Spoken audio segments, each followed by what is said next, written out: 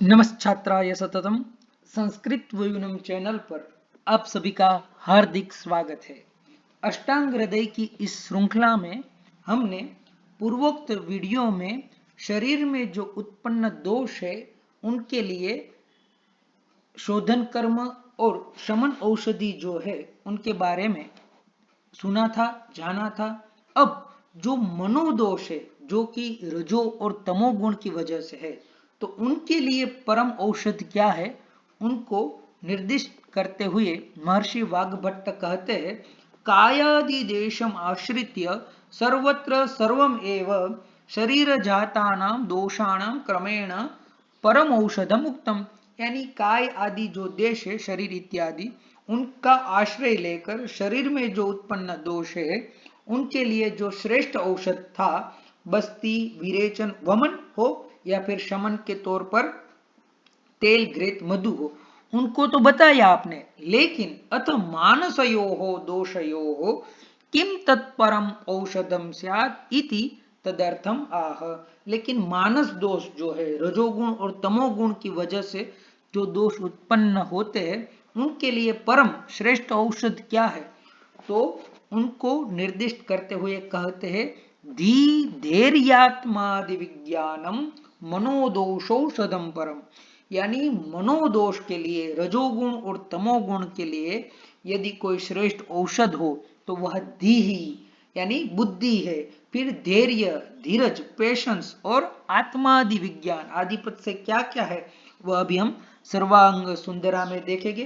तो मनोदोष का परम औषध है धीरज रखना, धैर्य रखना, विवेक रखना, ठीक है, बुद्धि यानी विवेक, विवेक जागृत रखना। तो यह सारे मनोदोष के औषध बताए हैं। सर्वांग सुंदराकार कहते हैं, मनोदोषयो हो रजस तमसो हो। तो मनोदोष कौन से है? सत्व गुण जो है वह मनोदोष में नहीं आता। तीन गुण है। यदि सत्वावस्था अधिक रहे हमारे शरीर में तो जीव का बड़ा कल्याण हो जाए। लेकिन कर्म के लिए रज और तमोगुण भी आवश्यक है। तो मनोदोष जो है रजोगुण और तमोगुण रजस तमसो हो रोग विघ्नकारी धी धैर्यादिकम परम औषधम।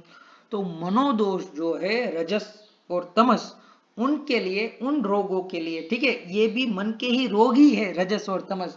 क्योंकि रजस और तमस जब मन में बढ़ जाते हैं तभी हमें काम क्रोध लोभ इत्यादि दोष बढ़ते रहते हैं और उसी से हम हमारा और हमारे परिवार का भी कभी कभी सत्यानाश हो जाता है। इसीलिए भगवान श्री कृष्ण ने भी गीता में कहा, कामात् भवति सम्मोह सम्मोहात् स्मृति विभ्रम स्मृति भ्रंशात् बुद्धिनाशो बुद्धिनाशात् प्रणश्यति।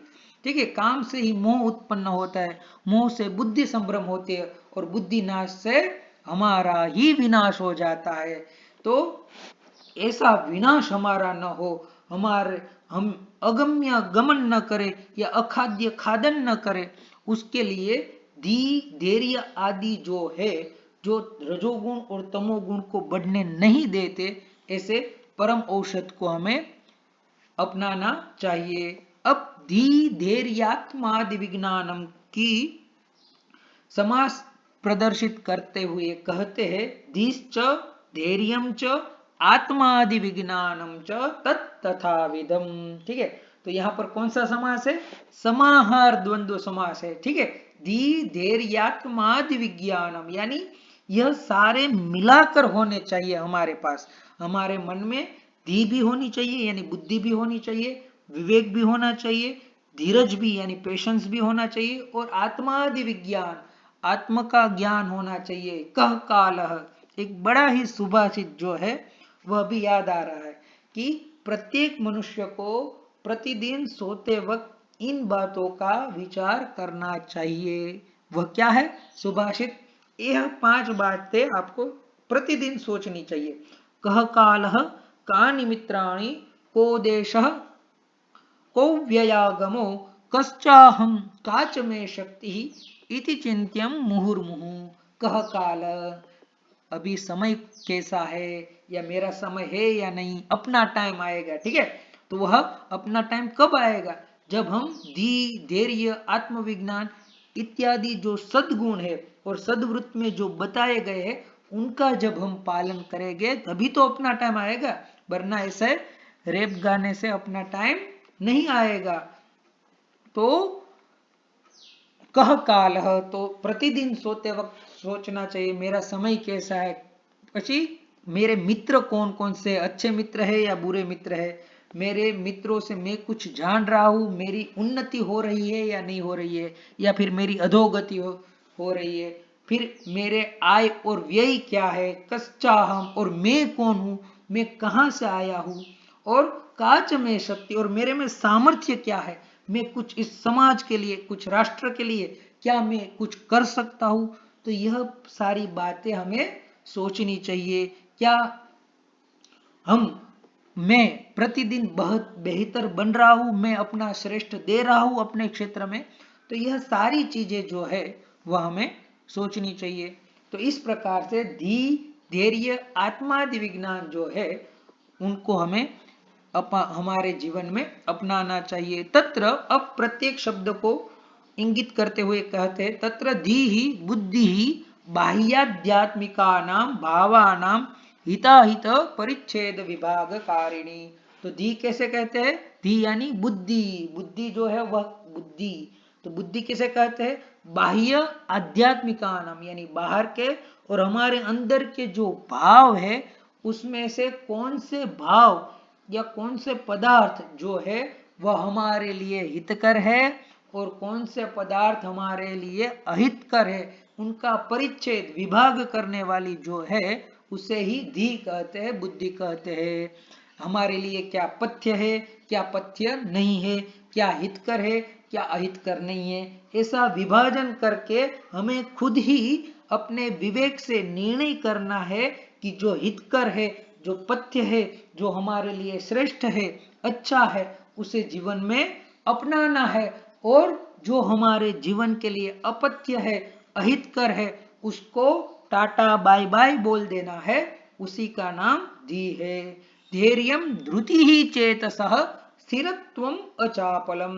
धैर्य किसे कहते हैं, चित्त का धैर्य, ठीक है, पैशनेट जिसे कहते हैं। तो स्थिरत्वम अचपलम, कैसी भी विडंबना आ जाए, कैसी भी समस्याएं आ जाए, लेकिन फिर भी हमारे मन की स्थिति जो है वह शांत ही रहनी चाहिए, हमें किसी भी परिस्थिति में विचलित नहीं होना चाहिए, ठीक है। ये न प्रतिषिद्धेषु न प्रवर्तते हितेषु च न सीदति, वही बताते कि विपरीत परिस्थितियों में जो है वह हमें न तो मोड़ना पड़े और हमारे लिए हितकर जो हो उनके लिए हमें शोक न करना पड़े, यानी योगक्षेमम वहाम्यहम जो कहा गया है गीता में, उसी बात का हमें परिपालन करना है। जो हमारे लिए श्रेष्ठ है उनका हमें पालन करना है, और जो हमारे लिए त्याज्य है उनका त्याग करना है, और हमें अड़ग रहना है, अचल रहना है, स्थिर रहना है। अब आगे आत्मविज्ञान को परिभाषित करते हुए कहते हैं आत्मविज्ञानम योगाभ्यास समाधिना परम आत्मस्वरूप विज्ञानम। योग के अभ्यास के द्वारा या समाधि के माध्यम से हमारे अंदर जो आत्म तत्व विराजित है उनका ज्ञान करना, यानी आत्म साक्षात्कार करना ही आत्मविज्ञान है।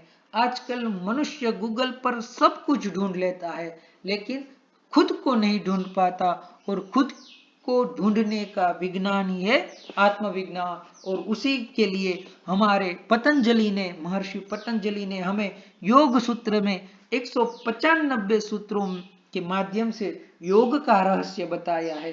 तो हो सके तो सुबह शाम जब भी वक्त मिले तब हमें हमारे अंदर झांकना चाहिए, थोड़ी देर सारी चीजें छोड़कर हमें आंख बंद करके, ठीक है, ध्यान इत्यादि करना चाहिए। गीता में भी कहा है भगवान ने समम काय शिरो ग्रीवम अचलम, ठीक है। तो काय, शीर और ग्रीवा को स्थिर करके अचल बन के नाक के अग्रभाग में हमें ध्यान इत्यादि करना चाहिए। और महर्षि पतंजलि ने तो यम, नियम, आसन, प्राणायाम, प्रत्याहार, धारणा, ध्यान, समाधि इत्यादि अष्टांग योग का भी बताया है, जिसमें यम हो तो अहिंसा, सत्य, अस्तेय, ब्रह्मचर्य, अपरिग्रह इत्यादि का पालन करना चाहिए।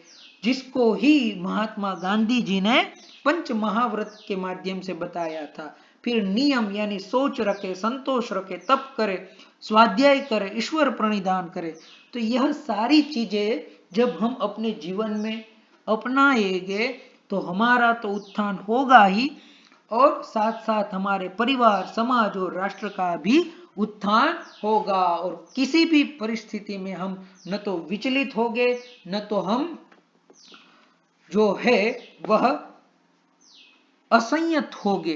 तो इस प्रकार से धैर्य और आत्मविज्ञान को हमें हमारे जो मनोदोष है रज और तम, उसके लिए अत्यंत आवश्यक है। आदि ग्रहणादि धैर्यात्मादि विज्ञानम लिखा है, तो आत्मादि विज्ञानम, तो आदि पद से ज्ञान, विज्ञान, स्मृति, देश, काल इत्यादि का भी ग्रहण करना है। तो मैंने बताया था जो सुभाषित में बात की थी वही बात को यहाँ पर आदि पद से इंगित कर रहे हैं। मनोदोष समुत्थ कामादि रोगार्थ पर शब्द विशेषणत्वेन निर्दिष्टः।